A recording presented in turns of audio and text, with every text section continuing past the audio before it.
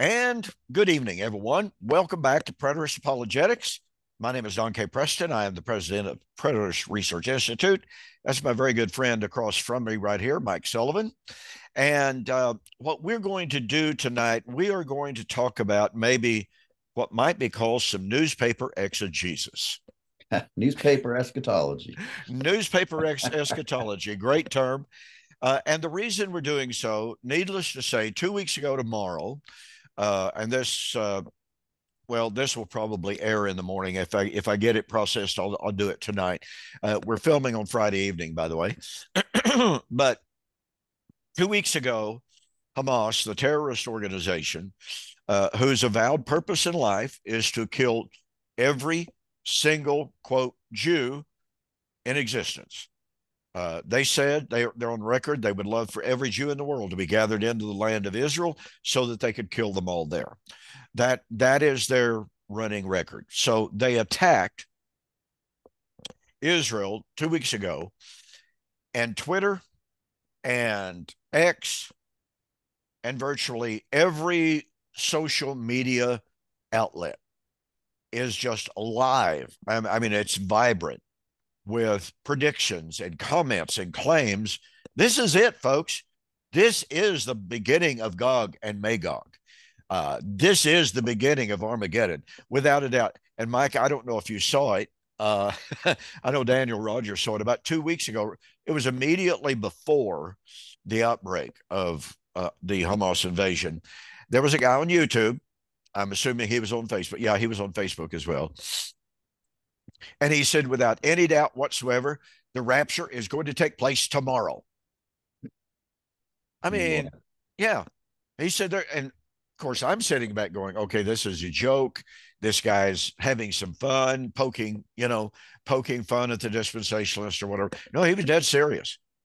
People kept asking him questions. Are you serious? Blah, blah, blah.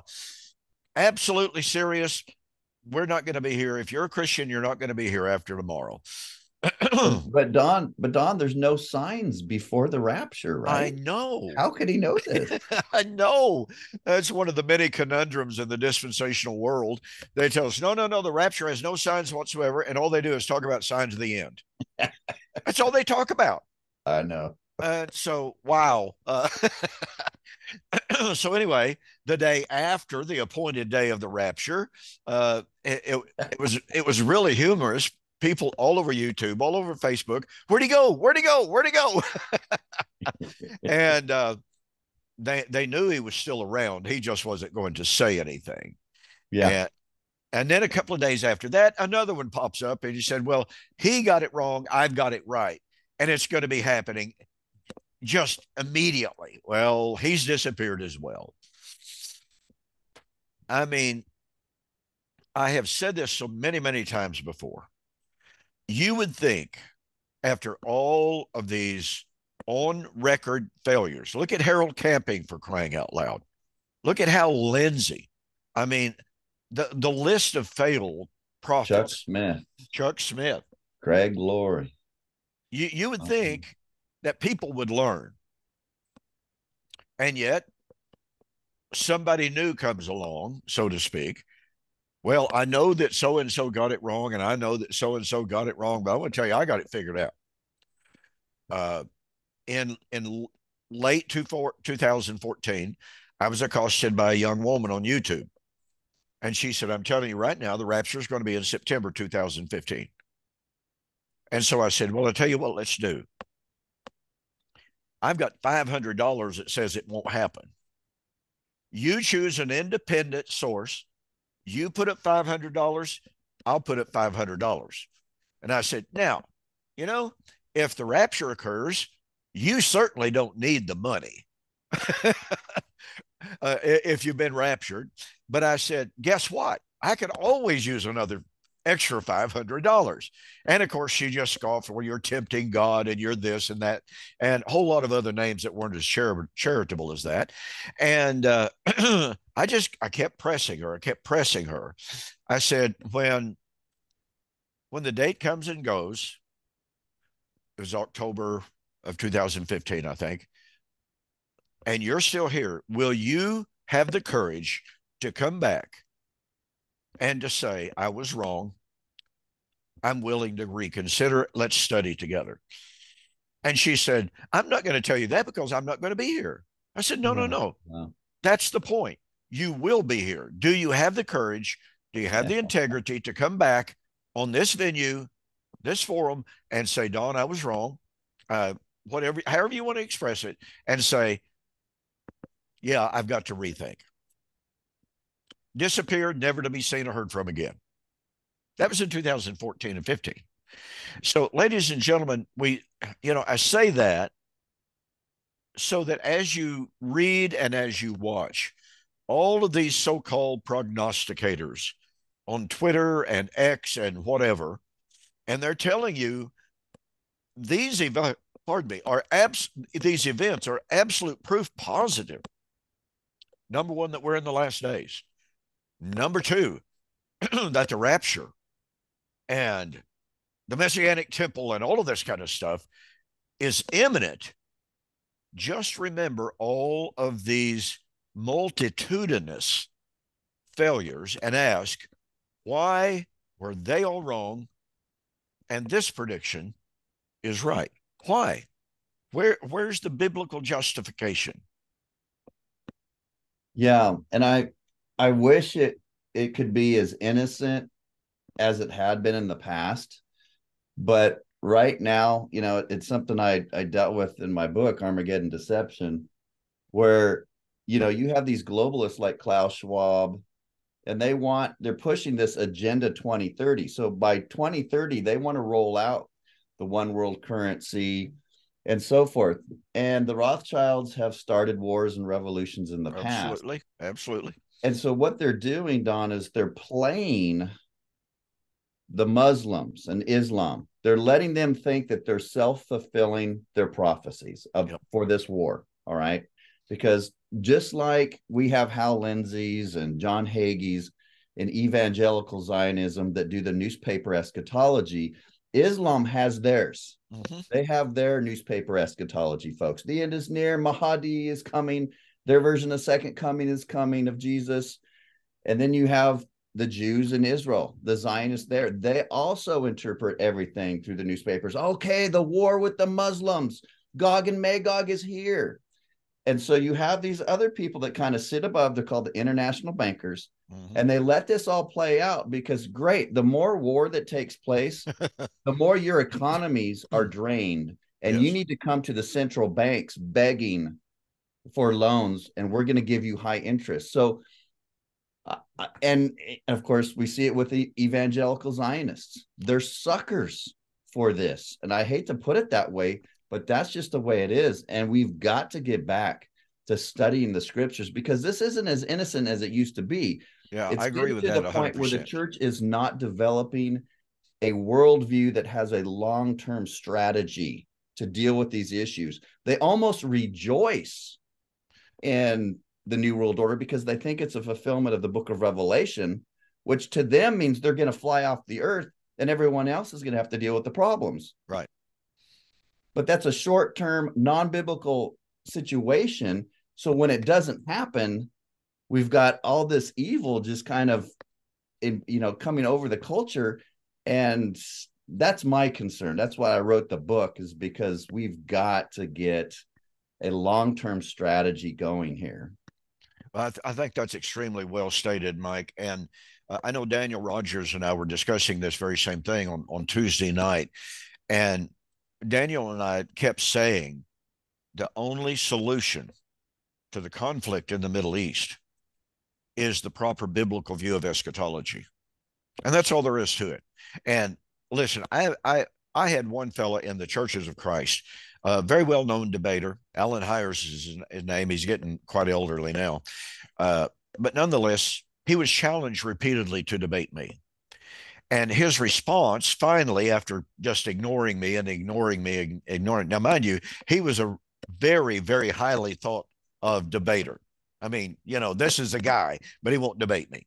So, anyway, finally, in response to one of many debate challenges, he said, why should I debate you? Because there's no more interest in the subject of eschatology than there is on the number of angels that can dance on the head of a pin.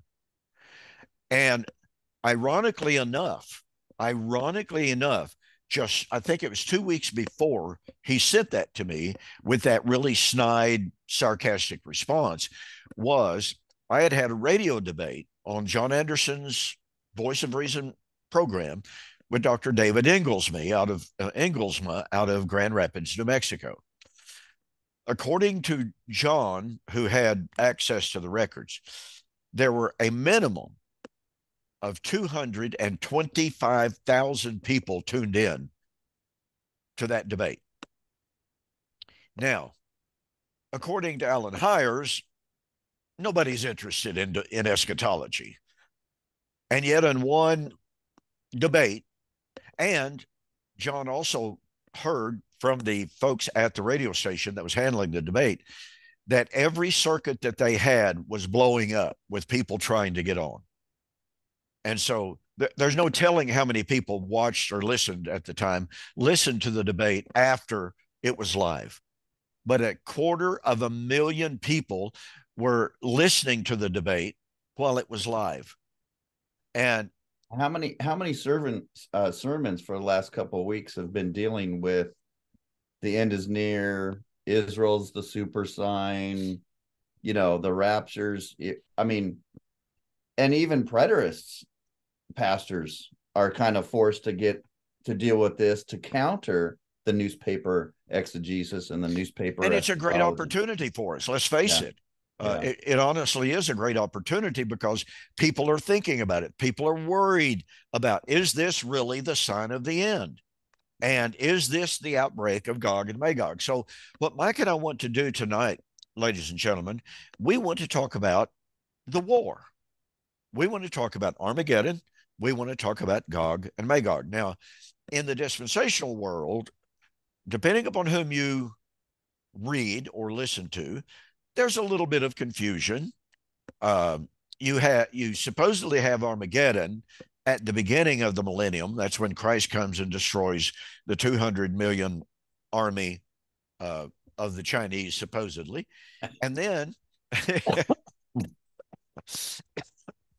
at the end of the millennium, then you have Gog and Magog. Now, that's kind of the standard view. Okay. Now, in ancient rabbinic thought, there is no such delineation.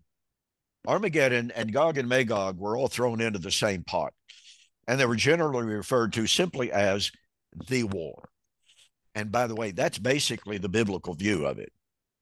There is no genuine concept of Armageddon and then 1,000 years later, Gog and Magog.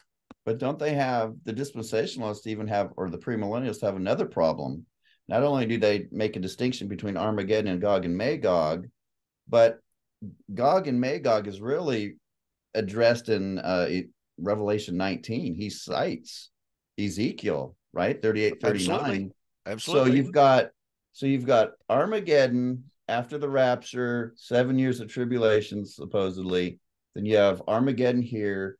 And then you have some aspect of Gog and Magog before the 1,000 years. And then you have another aspect of the Gog and Magog war at the end of it. Is a nightmare. Well, let me correct one little small thing there. Armageddon in the dispensational paradigm is immediately before the second coming, because that's when the Great Tribulation is going on. The Great Tribulation, Gog and Magog, or excuse me, Armageddon, are all bundled up into the same package. And at the height of the Great Tribulation, Armageddon, then Christ comes to deliver Israel and to bring in the millennium. So that's just a slight correction there in that paradigm. Now, interestingly enough, and I touched on this ever so briefly a moment ago, in the biblical narrative, there is not Armageddon and 1,000 years later, Gog and Magog. And I would also point out, as I did a moment ago, in the Jewish narrative, there is no Armageddon and then Gog and Magog. Gog and Magog is seen as the definitive final conflict. And the Jews conflated those events in their eschatological narrative. And so the dispensationalists have literally created a new doctrine when it comes to the eschatological narrative as taught by the rabbis, and of course, more importantly, as taught by the scriptures. So let's approach it like this. First of all, Mike, give us just a really, really quick thumbnail view of Ezekiel 38 and 39 of the key constituent elements that will help us maybe put a tack or a nail in the wall to come back to hang on to it, that about Gog and Magog. What's the temporal context? What's the ideological context? Well, it's to take place in the last days. And of course, Deuteronomy 32 tells us that it's, and 31, the tail end of 31 going into 32, that the last days are the last days of Old Covenant Israel, when Israel would reach her end, not the end of time, not the end of the universe. So Ezekiel 38 and 39 are dealing with the last days of Israel. And you have an explanation, description of this war with bows and arrows and horses, and not really sure how that fits in with the missiles and the nukes and everything else. That's a great point, because as you remember in my recent debate with Anthony Aquino, he insisted that 1,000 years in Revelation chapter 20 has to be at least 1,000 years.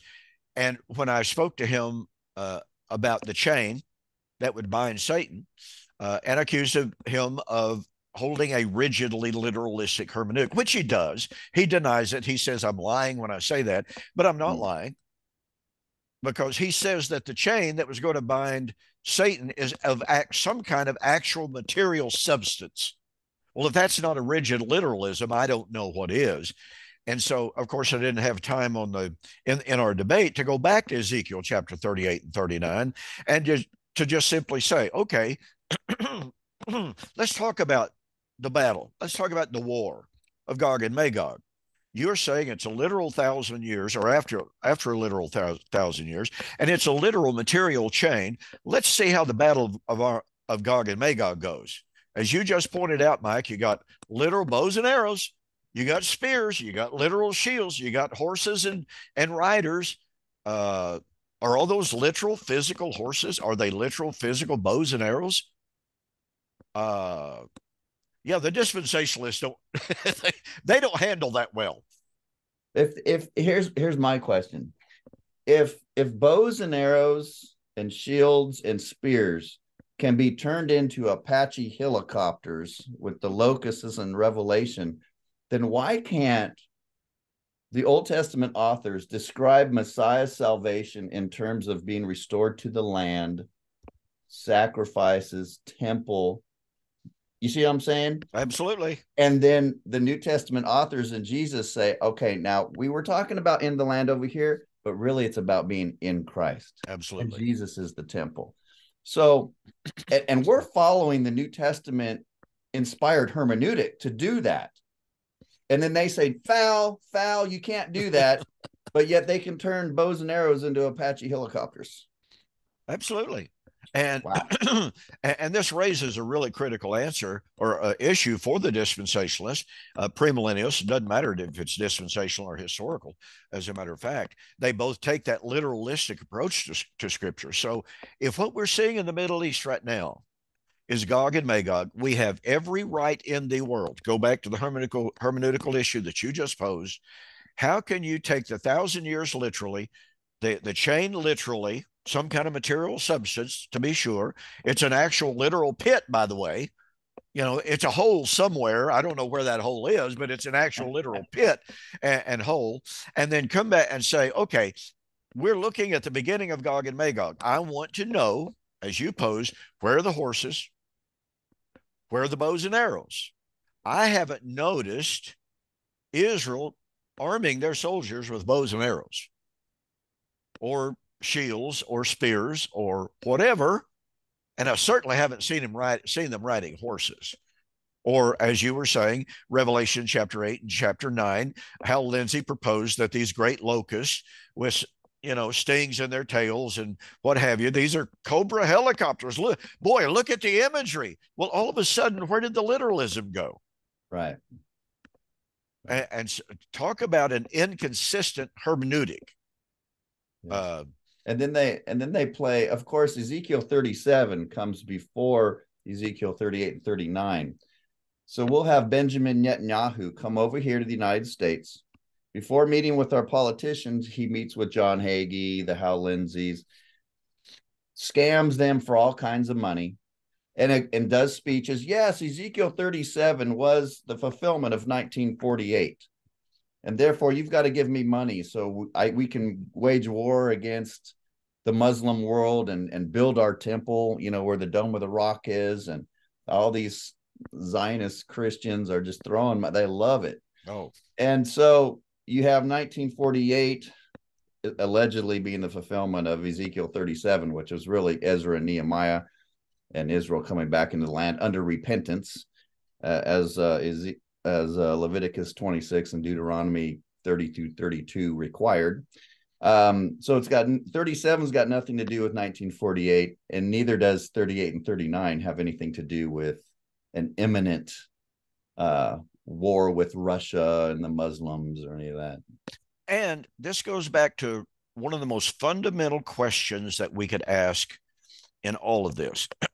You hinted at it, but you didn't state it clearly. So let's put this squarely on the table. Ladies and gentlemen, for Ezekiel 38 and 39, for Revelation chapter 20, verse 8, have anything to do whatsoever with the modern day, you have to have, now I want everyone to pay very, very careful attention to what Mike and I are about to say here. You have to have Old Testament genealogically confirmed Israel restored to the land. Well, people just jump up and they say, well, that is Israel in the land. Well, wait a minute. Hey, that looks familiar. Good book on that subject. Listen, folks, God never, ever, ever promised to restore Israel at any time in her history in a state of rebellion and unbelief. Period. End of story. And yet, this is so fascinating. Arnold Fruchtenbaum, who is Thomas Ice's most famous and favorite go-to dispensational, converted Jew. Arnold Fruchtenbaum makes an amazing statement and admission. He says in 1948, the great majority, he estimates as much as 85% of the Jews that returned to the land of Israel were atheists, agnostics, and unbelievers. Those are his words, ladies and gentlemen. They're not mine. They're not Mike's. Those were Arnold Fruchtenbaum's own words. And Thomas Ice agrees with that. So somebody show me how the state of Israel today, which is no better off ideologically or theologically than they were in 1948. They're still comprised of atheists, agnostics, unbelievers.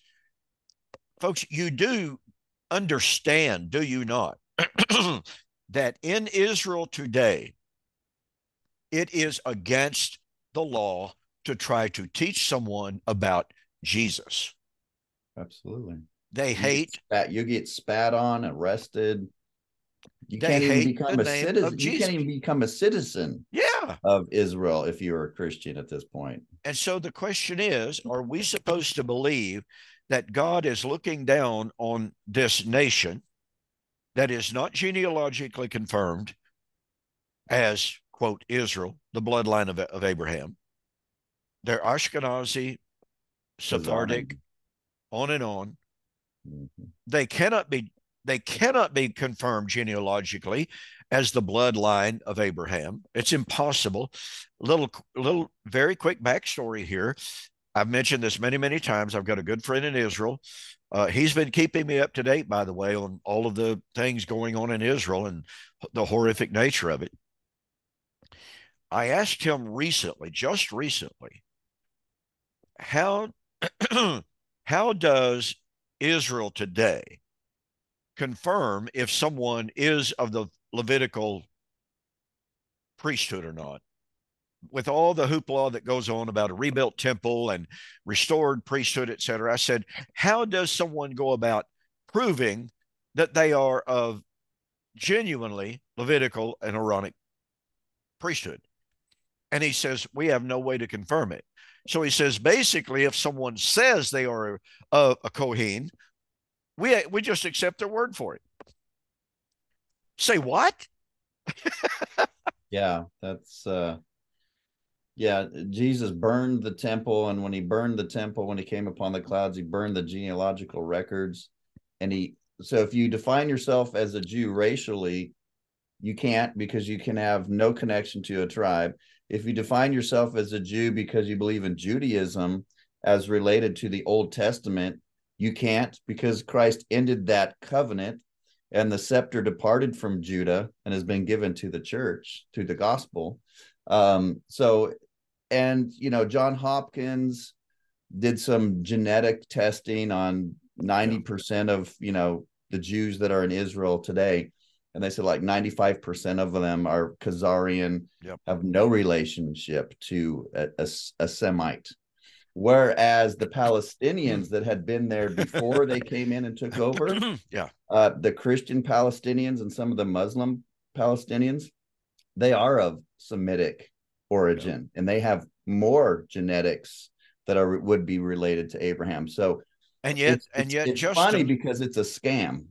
yeah, and the incredible tragedy, the great majority of the dispensational world, even the historic premillennial view, when they hear what you and I are saying here, and folks, this is easily checked out. Okay, Mike and I didn't make this stuff up.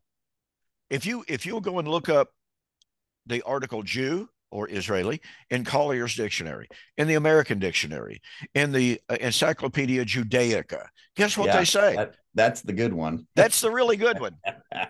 They say it is a myth, unsupported by the facts, unsupported by anthropology, and unsupported by anything, basically. History, anthropology, yeah, everything. Nothing supports the idea and the claim that there is a homogenous nation descended by blood to Abraham.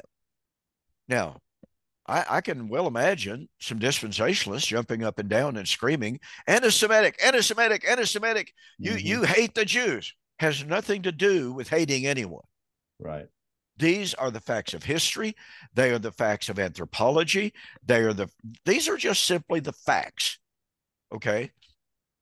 I asked someone just the other day, based upon Esther chapter 8. This individual, by the way, was talking about the blood that it takes to be a Jew today. Well, Oh, this demonstrates an incredible amount of ignorance. yeah. And I won't call any names here, but to say that, quote, Jews, unquote, are identified by blood today, and the illustration this individual gave, well, how much blood does it take to be a Jew? The same amount of blood that it took for Hitler to kill 6 million Jews, the same amount of blood that it took for this and that and the other. And I'm going, oh, mercy, mercy, mercy, mercy. Such a display of utter, absolute, unmitigated ignorance and arrogance. I would also add to that little equation there. I don't mean to be unkind, but that's what it is. When you say Jews are identified by blood, well, let's see. In Esther, in the wonderful story of Hagar, not Hagar, Mordecai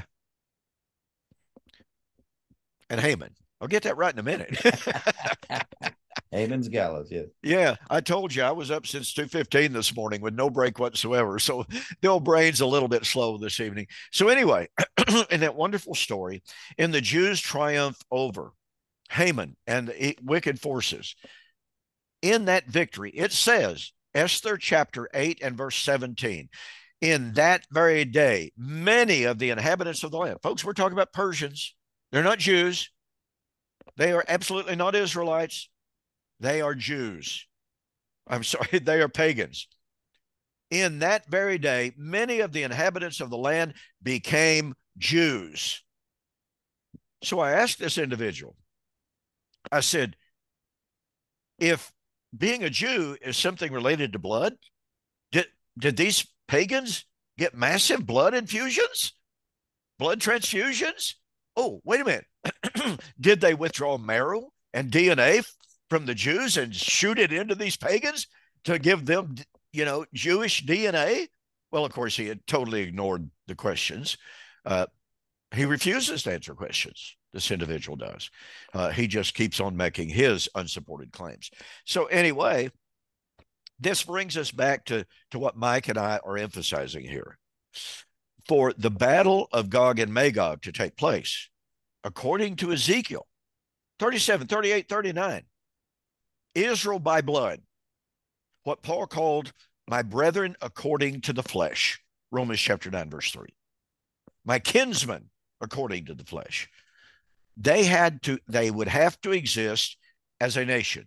Now, when you have the Israeli authorities, anthropologists, historians, geneticists, et cetera, all saying there is no such thing as a nation made up of blood-related Israelites today. When we have those very same people telling us, who is a Jew? Well, a Jew is someone identified that was birthed by a, quote, Jewish mother. Well, how do you know she's a Jew? See, same old question. Right. But secondly, pardon me, a Jew, according to the Jewish sources, and this is one of the great things that bugs the stuffings out of me. I used to have a letter from the Israeli State Department stating an Israeli is someone who lives in the land. An Israelite is someone who was descended from Abraham, and there are no such people today. And a Jew is someone who follows the Jewish religion. Oh, there you go. Yeah. Now, that was the Israeli State Department. Mm-hmm. Well, I lost that letter in my move out of my offices, when I lost my office space. It's probably buried about 6 feet deep in some of my piles. So their own state department they're anti-Semitic. Oh, absolutely. They are. They hate themselves. Oh, wow. Ladies and gentlemen, this is some of the evidence that is out there. This is only a smattering. Okay. Now, Mike held up my book there a moment ago, Israel 1948, Countdown to Nowhere. In that book, I go to the very verses that men such as John Hagee, Tim LaHaye, all of the prominent, John Walford on down, okay? The very verses that these men give in support of their idea for 1948 being the restoration of Israel. And they go to Ezekiel and they go to Jeremiah, et cetera, et cetera. And I show from every single one of those texts that those texts say exactly the opposite of what these men claim it says. Yeah. Now, folks, you got a real problem here. When you go to the verses that someone says, this proves that Israel in 1948 was the restoration of the nation of Israel. And when those very texts say, Ezekiel chapter 20 is a prime example of this. I can't tell you the number of dispensationalists who cite Ezekiel chapter 20. I give citation after citation in this book, Israel 1948, Countdown to Nowhere. So they give this claim. Ezekiel chapter 20 and following proves that God promised to restore Israel to the land in 1948. Well, Ezekiel chapter 20, 32, God says, I will bring you out into the wilderness. I will bring you into bondage of the covenant. Now, what that means was he was going to bring the curses of the covenant on them. And he says, I will purge out from among you all of the rebels. They will not enter the land. Wait a minute. I'm sorry. Yeah, total opposite. Oh, absolutely 100% opposite. And yet here are these men, John Hagee and the rest of them, quoting Ezekiel chapter 20 to supposedly prove that God promised to restore Israel in a state of rebellion and unbelief. And yet God said, nope. I'm going to purge out the rebels. The rebels will not enter the land. And yet Arnold Fruchtenbaum, once again, 85% of them were rebels. Exactly. So, ladies and gentlemen, this is why Mike and I know that we have a perfect right to call into question all of these claims that are all over Twitter and X saying, oh, this is it. This is the end. Because number one, there is not an ethnic homogenous nation of Jews, Israelites today. Number two, even if you could identify that group that calls themselves the Jews, Israel, as a homogenous, genealogically confirmed group, you'd still have to explain how in the world they got back there being under the curse of God's wrath. Yeah, there's no gathering in the land in unbelief, No. according to Leviticus 26 and Deuteronomy 28 to 30. It's a non-starter. And yet, again, this goes back to how the dispensationalists, they take the explicit words of Scripture. The rebels, will not enter the land. And the dispensationalists say, see, God promised to return them in a state of unbelief. I know. Ladies and gentlemen, how someone can fall under the, may I use the terminology here, can fall under the spell of someone so thoroughly. Number one, you never ever read the passages that they cite. That's the problem, isn't it, Mike? Yeah. They they have these prominent televangelists who have millions of followers who very often say, Benny Hinn says it all the time, the Lord spoke to me in a voice as clear and plain as the voice I'm using right now. Well, hey, I mean, if the Lord speaks to a man in the voice that plain, who am I to argue, right? That's what people think. I can't argue with somebody like John Hagee. Look at all the verses that John Hagee can quote. My goodness. Jack Van Impe, my goodness gracious, how he could quote the Bible and misused every one of them, every one of the verses. Yeah. I mean, that's what happened with me under Chuck Smith. Every New Year's, we'd have a prophecy update. And I mean, that church would be filled. The fellowship hall would be overflowing. There'd be people outside because Chuck was going to give us a prophecy update. Now, granted, I had just come back from Bible college, having classes on expository preaching, classes on hermeneutics. And he opens up the Olivet Discourse and he didn't even do anything. All he's doing is talking about current events. And that he might refer to a passage, but again, people aren't reading these texts. Right. And what it does is it produces a bunch of professing Christians who think that are very fascinated with Bible prophecy. I mean, look at Hollywood. How many movies have been made on Armageddon alone and the end of the world? Unbelievers are fascinated with the book of Revelation. Professing Christians are fascinated with the book of Revelation. So you get these guys scaring these people. The rapture is going to take place, and where are you going to be? Yep. And then and Calvary Chapel has had to admit this because this was their success in the Jesus movement, was these prophecy updates. Yep. And when this generation was stretched out past 40 years, and then John Corson said it was 50 something years, and then all these professing Christians just start falling away because they had no root in them. That's right. This was their Christianity. They thought they were going to be raptured and be delivered from the wrath and the tribulation. And it's just like, when that fails, then they fall away because there wasn't anything there. Absolutely. Excellent assessment. Now, we don't have much time left, so we brought up Revelation, so let's go there to talk about the war. Now, we'll have to pick this up next week because obviously we don't have enough time to do a thorough enough job on this.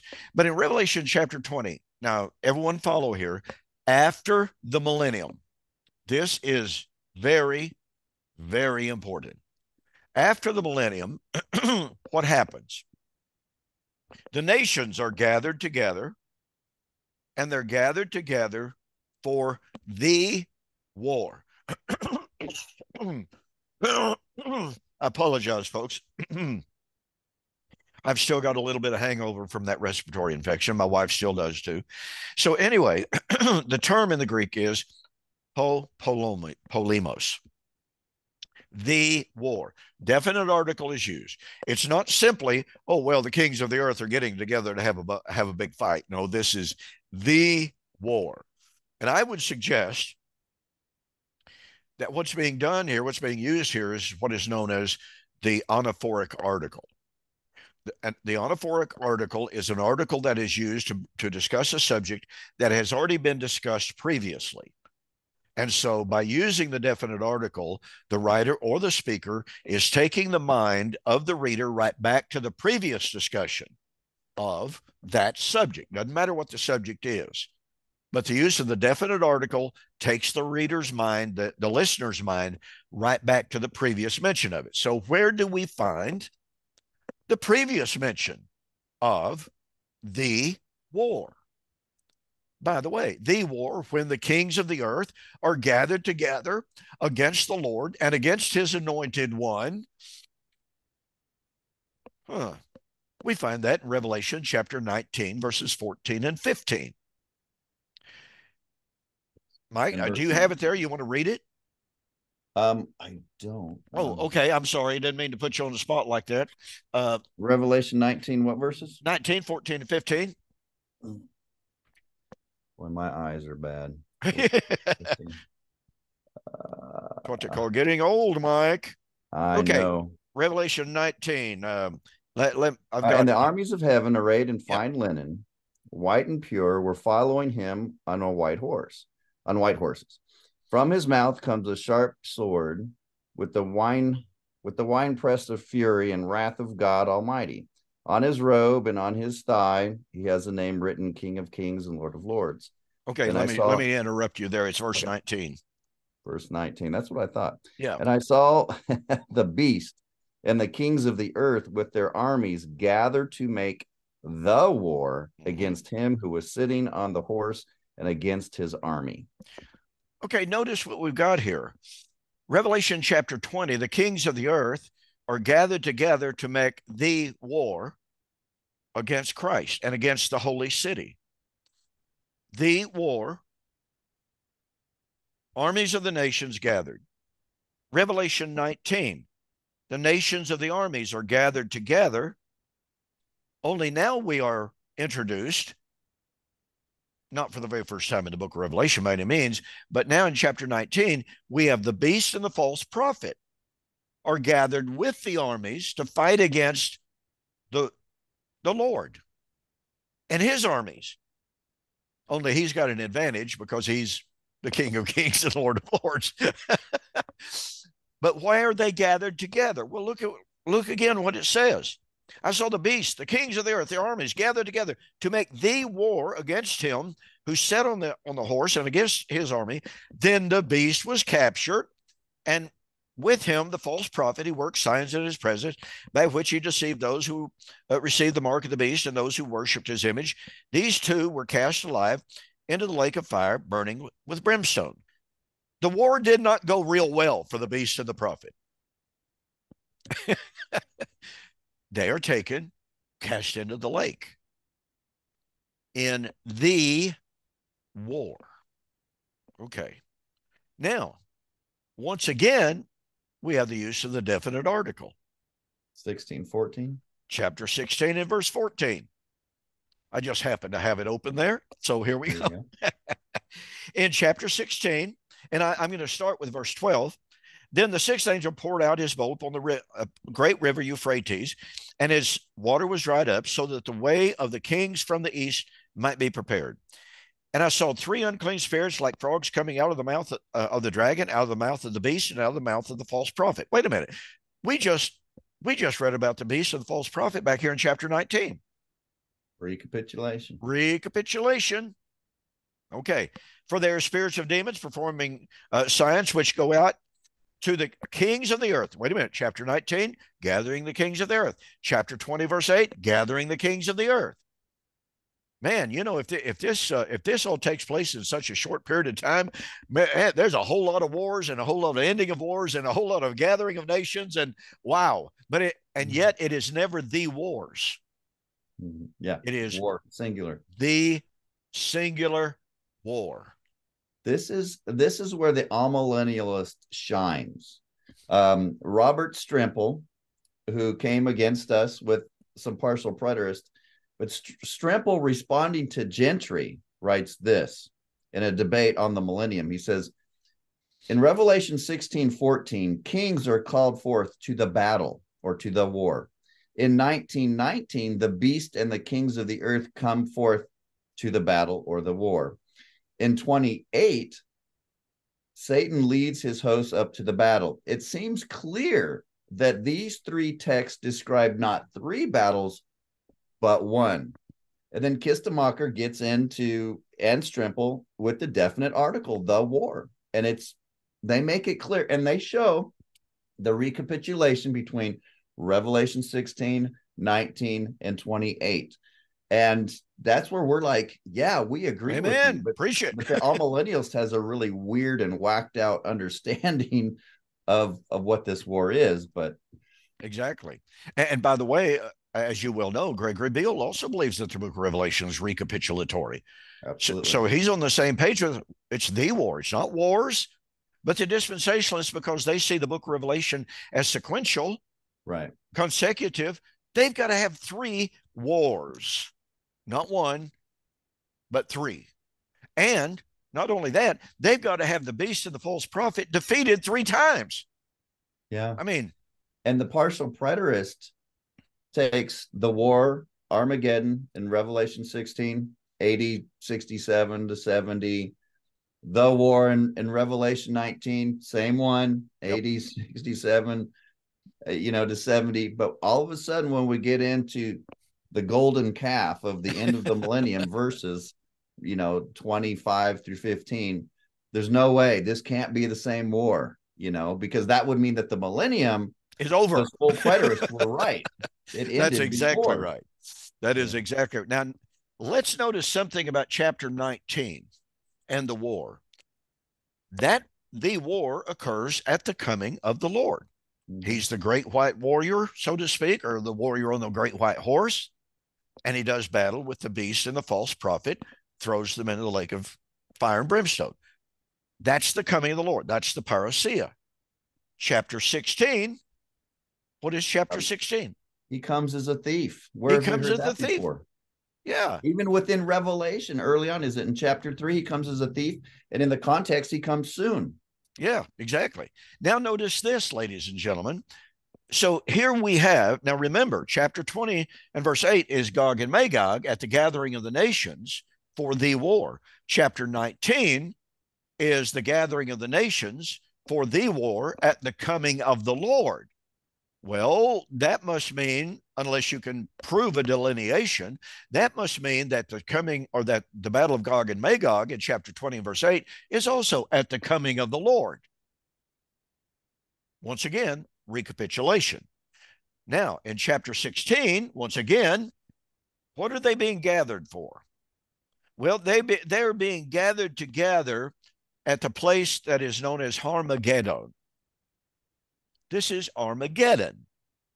This is where the kings of the earth are being gathered for the great day of the Lord Almighty. By the way, I think it's really, really cool. Peter Leithart, this kind of a side note, but I think it's really kind of cool. Peter Leithart made a note on chapter 16 and verse 12. He said, then the sixth angel poured out his bowl in the great river Euphrates, and his water was dried up so that the way of the kings from the east should be prepared.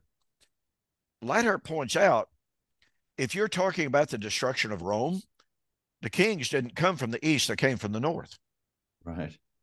Guess where the armies came? The Roman armies came to destroy Jerusalem. Guess which direction they came from? From the north. And the east. They crossed the Euphrates. They literally did. So right. That's a really, really interesting historical note. And yes, Vespasian especially did enter the land from the north, but also his auxiliary forces came from the east. Wow. Just and a pretty the interesting thing about Revelation 16, other than him coming as a thief, which is clearly AD 70 and a soon coming, is what is the purpose of this war? It is to judge who here? And I think Absolutely. someone wrote a good book with that question. I'm not sure. Who Who is this Babylon? bingo. Yeah, yeah. So the purpose of the war is to judge Babylon for doing what? Chapter 16, verse 6. They, Babylon, have shed the blood of the saints and of the prophets, and you have given them blood to drink, for it is their just due. That just due is really kind of it's almost a technical term. That's covenantal terms. This is God saying they've broken your covenant. They're going to get what's coming to them according to the covenant, which you see covenantal language all throughout chapter 16. When Babylon the Great was remembered before God, that word remembered is Qatar, I think, if I remember correctly, and Zakar, excuse me. And it's a covenantal remembrance. So God, due to her rebellion, whoever Babylon is in Revelation chapter 16, it is an entity that had been or was in a covenantal relationship with God, and due to her violation of that covenant, how did she violate the covenant? Oh, she killed the prophets. She killed the saints. And as a result of that, God remembered her and brought the curses of the covenant on her. And the next verse brings us back to Revelation 6 to make that martyr connection. Every Absolutely. island fled away, and the mountains could not be found. Is this taken from Isaiah 2?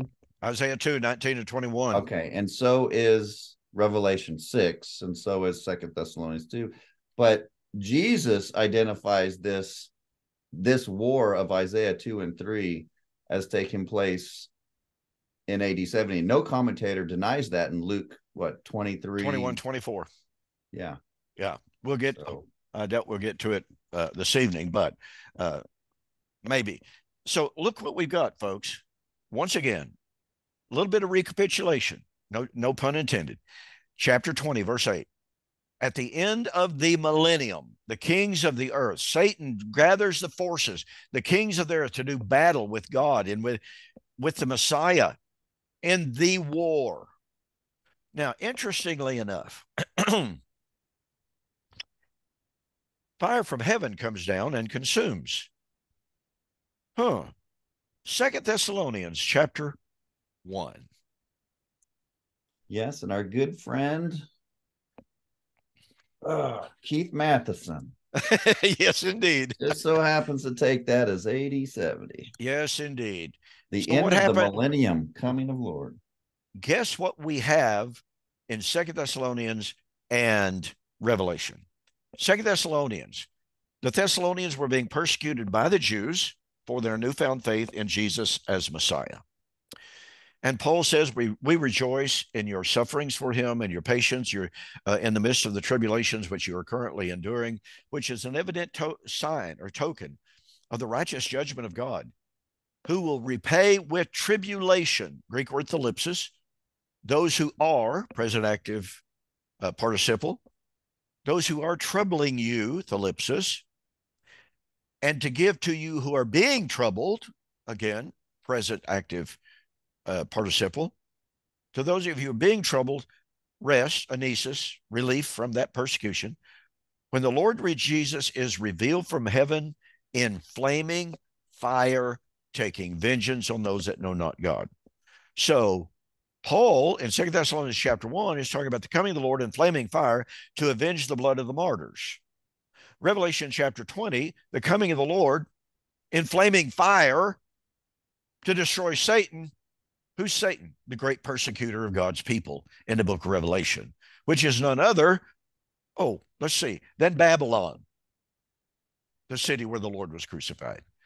Folks, this is hand in glove, is what this is. You got to have some really good, strong evidence or some really strong prejudice, some really strong tradition to not see these parallels and these perfect connections between these passages. Now, remember what we've already established in chapter 20. Chapter 20, this gathering of the nations at the end of the millennium for the judgment of the great or the false prophet and the beast, according to chapter 19, is at the coming of the Lord. Well, what happens? What happens to this Babylon when the Lord comes against her? Well, let's see, chapter 16, or 17, verse 10 and following, she's burned with fire. Yeah. This common theme of fire at the judgment of the Lord in vindication of the martyrs. So we come right back to chapter 16 now. So what do we do? What do we find once again? We have the gathering of the nations, the kings of the earth,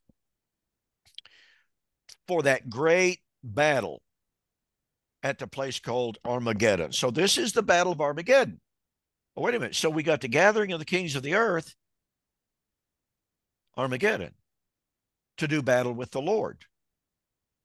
Revelation chapter 20, got the kings of the earth gathered to do war with the Lord at his coming. So do we have two different comings of the Lord for the great battle, the war?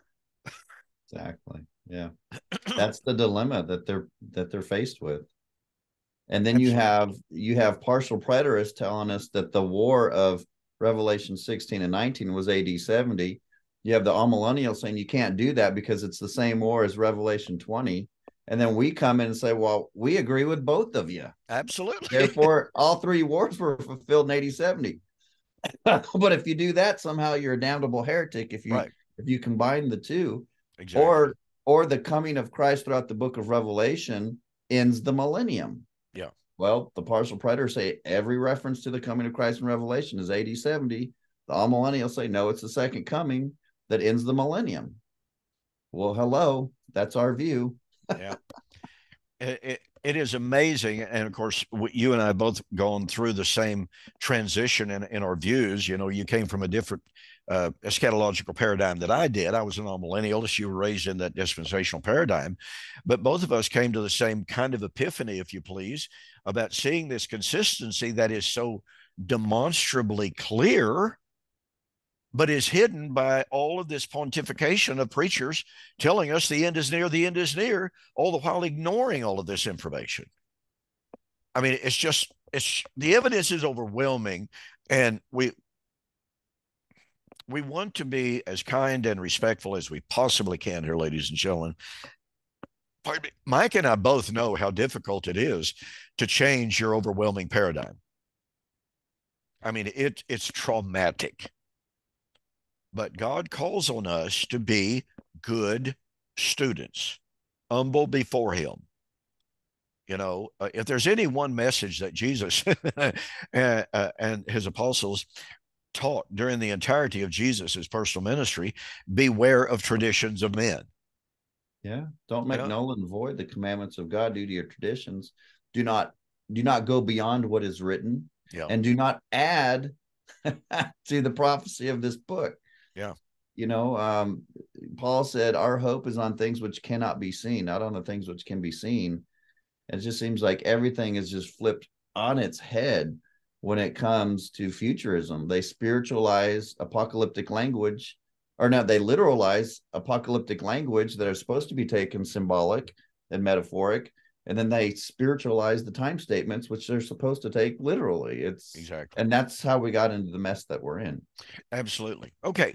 A couple of real quick thoughts here. I think you can see, folks, how Revelation chapter 20, gathering of the nations, day of the Lord, the coming of the Lord in flaming fire at the end of the millennium, the judgment of the beast, the prophet, Satan, et cetera, chapter 19, and that's the war. The war. Hang on to that, folks. That's so important. It's the war, as we've already said. It's not the wars and it's not the battles. It's the singular war. Chapter 19, coming of the Lord for the battle against the prophet and the beast in the war for the vindication of the martyrs. Revelation chapter 19, 1 and 2. Rejoice, O saints, and those in heaven, because he has avenged the blood of his martyrs and of his saints. That's a direct quote from Deuteronomy 32:43, ladies and gentlemen, which was to be fulfilled when? When? Mike, do you have the answer to that? This generation, and in a very little while. In Israel's last days. Yes. So, coming of the Lord, judgment, resurrection, false prophet, beast, defeated, the war. Chapter 16, gathering of the nations, gathering of the kings for the war at Armageddon. Clearly, Armageddon and Gog and Magog are the same. They are clearly the same, unless you can invent all these different wars. And if you're going to say, well, Revelation 16, Armageddon is one war, but Revelation chapter 20 is another, then why don't we have a multiple of polemoi? Why don't we have that? Yeah. Why are there not clear delineations? Instead, John's just too stupid to, I guess, know what the plural is there. I would add that the Dead Sea Scrolls, the Qumran community understood that the Battle of Gog and Magog was going to be fought between the Romans and Jerusalem, the apostate priesthood and the Pharisees. That was their understanding of Gog and Magog. Because I already hear the futurist out there saying, but it's the kings of the nations and the world, and this has got to be a global thing. The first century Jew didn't understand it that way. And so you got to understand that the Roman Empire took over different nations. I believe there was about 10 nations that they had taken over there in the known world. And they formed their armies with the best of those nations. Exactly. So when the Roman army surrounded Jerusalem, just like Luke 21 says, that was the nations of the world. And then you have the zealots coming from different cities within Israel. And Russell tells us that the Jews, and Josephus tells us that each of those cities were described as nations. Yes. Yes. And so you do have you have the zealot nations, the Jewish nations, and you have the Roman nations. When these armies are surrounding and desolating the city and the temple area, you have the fulfillment of that. I was reading Psalm 18 and for a devotional, and David said, wow, all the nations surrounded me. Yes. And then you read Psalm 118, and now you know how God delivered him from the nations. He came down with smoke and fire and apocalyptic language. Yes. That's what we have in Revelation. Absolutely. Listen, folks, we're completely out of time. We will pick this up and continue and to see if we can show you that what's going on in Israel today has nothing whatsoever to do with biblical prophecy. The war of Gog and Magog is over. And by the way, I want to introduce a word for everybody to look up. It is the Hebrew word hafthorah. And I'm not even going to define it. I'm not going to tell you what it is, but it is a very, very important word. And then I'm going to close this with an unpaid political announcement. Ta-da! That feast. Oh, you got it. This is the proof copy. It has been approved. It has been approved. I've already ordered my initial round of inventory. I cannot tell you how excited I am. My release date, because that's how long it will take to get my inventory in. My release date will be November the 1st. Okay. And I'm going to give a very, very special introductory price. This will be the most expensive book I've ever produced, printing wise, shipping wise, all that kind of stuff. And my wife and I actually spent time today discussing it. Okay, can we do this? Can we do that? You know, what's our margin here and what have, I mean, you know how that goes. So anyway, folks, the name of the book is Resurrection Feast Fulfilled, a study of the relationship between Israel's last feast day, i.e. Sukkot, and the resurrection. This has been one of the most gratifying, exciting, fulfilling books I've ever written. I introduced this on Tuesday night with Daniel Rogers, and I made the comment then, and it will be a true until I produce another book. Okay. This is my magnum opus today. Awesome. Congratulations. Thank you. And I can't tell you how excited I am. So folks, be looking for this. And November 1st is the release date. All right, man. Great to be back with you again, Mike. And with that, I'm going to say good night and God bless. All right, man. Take care. Good night. All right. Awesome. Yeah, I'm so excited about this, man. I tell you, uh, it's been such a slow, agonizing process. Anyway, my wife promised to have some meal ready for me at the time, so I got to get off here. Good night. All right, man. Take care.